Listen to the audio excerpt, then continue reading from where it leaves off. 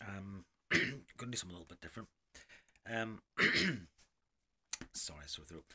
I've been cup of tea, much better. I have been involved in a conversation. Where I think I was quite misguided, to be frank. I was about sex workers, and I was rightly pulled on some of the things that I was saying. I don't think I was expressing myself well what I was saying, or I hadn't thought it through. I think entirely. And my partner, that works for that field and other fields, um, always refers to the Goffman, well, and many other things, but particular fan of Irving Goffman. This is his book. If I can read that, I know it's pretty backwards, isn't it? Now? Stigma. I just picked it up the other day, and it's absolutely fascinating. I spilled coffee over the cover. I'm not kind to books, though I love books. I'm just gonna read this bit by bit. It might interest a small amount of people. I think it's. I think some people might find it personally useful. I find it personally useful. I think it also um, it's very useful. How we deal with each other on YouTube, and we deal with difference in YouTube and in life. And I think it also, um, the people may not see themselves as maybe having any particular stigma. They deal with those who carry stigma. So I think it may be relevant. I personally find it interesting, and hopefully some people do. This isn't for everyone, obviously.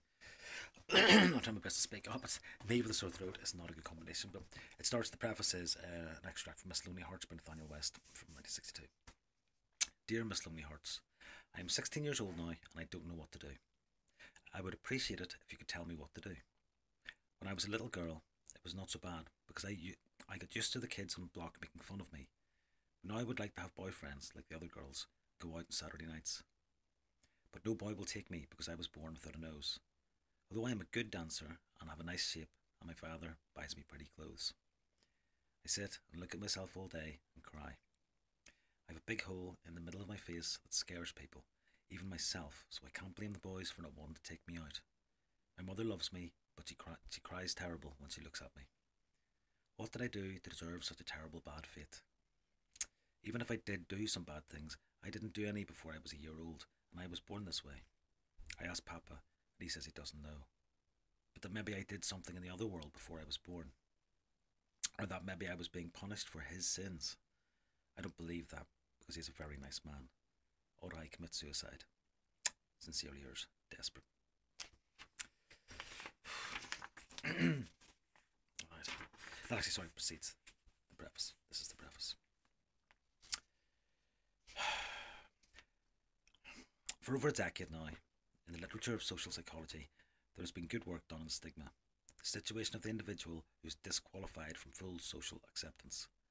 I'm going to leave out all the references, obviously, that's take too long. This work has been added from time to time by using clinical studies, its framework applied to ever new categories of persons. In this essay, I want to review some work on stigma, especially some popular work, to see what it can yield for sociology. An exercise will be undertaken in marking off the material on stigma from neighbouring facts, showing how this material can be economically described within a single conceptual scheme, and clarifying the relation of stigma to the subject matter of deviance. This task will allow me to formulate and use a special set of concepts, those that bear on social information, the information the individual directly conveys about himself. Stigma and social identity. The Greeks, who were apparently strong on visual aids, originated the term stigma to refer to bodily signs designed to expose something unusual and bad about the moral status of the signifier. The signs were cut or burnt into the body and advertised that the bearer was a slave, a criminal, or a traitor. A blemished person, ritually polluted to be avoided, especially in public places. Later, in Christian times, two layers of metaphor were added to the term. The first referred to bodily signs of holy grace that took the form of eruptive blossoms on the skin. The second, a medical allusion to this religious allusion, referring to bodily signs of physical disorder. Today the term is widely used in something like the original literal sense, but it's applied more to the disgrace itself than to the bodily evidence of it. Furthermore, shifts have occurred in the kinds of disgrace that arouse concern. Students, however, have made little effort to describe the structural preconditions of stigma or even to provide a definition of the concept itself. It seems necessary, therefore, to try to, at the beginning, to sketch in some very general assumptions and definitions. Preliminary conceptions. Society establishes the means of categorizing persons and the complement of attributes felt to be ordinary and natural for members of each of these categories. Social settings establish the categories of persons likely to be encountered here. The routines of social intercourse in established settings allow us to deal with anticipated others without special attention or thought. When a stranger comes into our presence, then, first appearances are likely to enable us to anticipate his category and attributes, his social identity. To use a term that is better than social status, because personal attributes such as honesty are involved, as well as structural ones like occupation.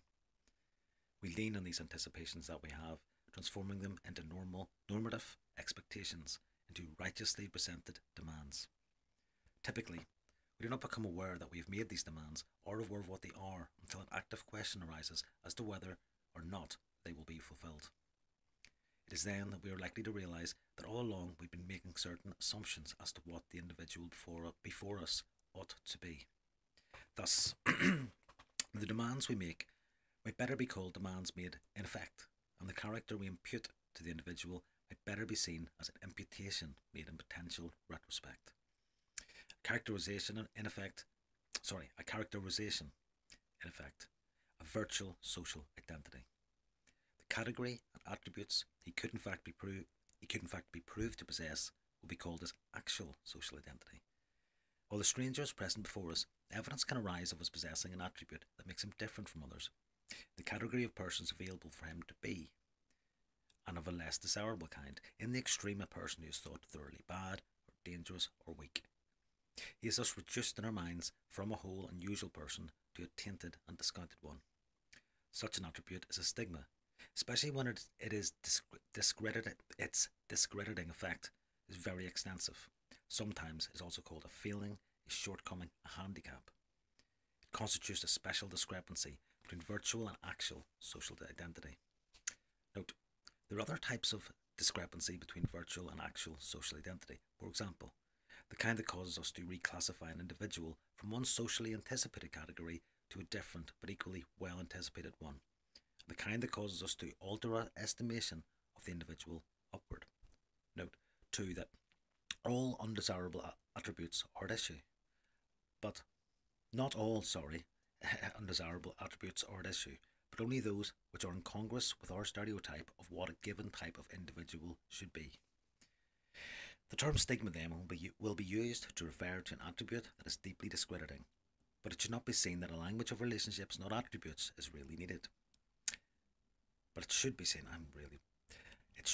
that a language of relationships, not attributes, is really needed.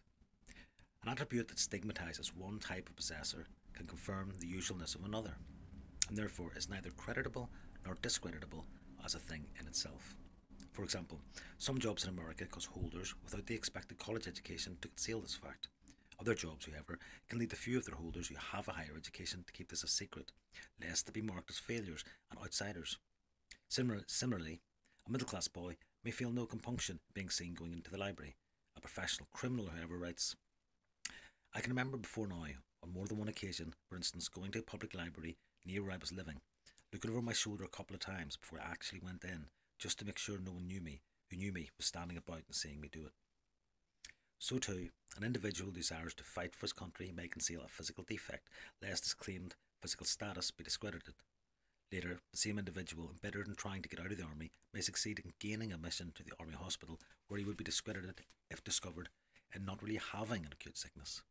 A stigma then is really a special kind of relationship between attribute and stereotype, but I don't propose to continue to say so, in part because there are important attributes that almost everywhere in our society are discrediting. The term stigma and its synonyms, the term stigma and its synonyms conceal a double perspective. Does a stigmatized individual assume his differentness is known about already? Sorry, I cannot read. My throat's killing me. Does the stigmatized individual assume his differentness is known about already, or is evident on the spot, or does he assume it is neither known about by those present, nor immediately perceivable by them? In the first case, one deals with the plight of the discredited. In the second, that with the discreditable.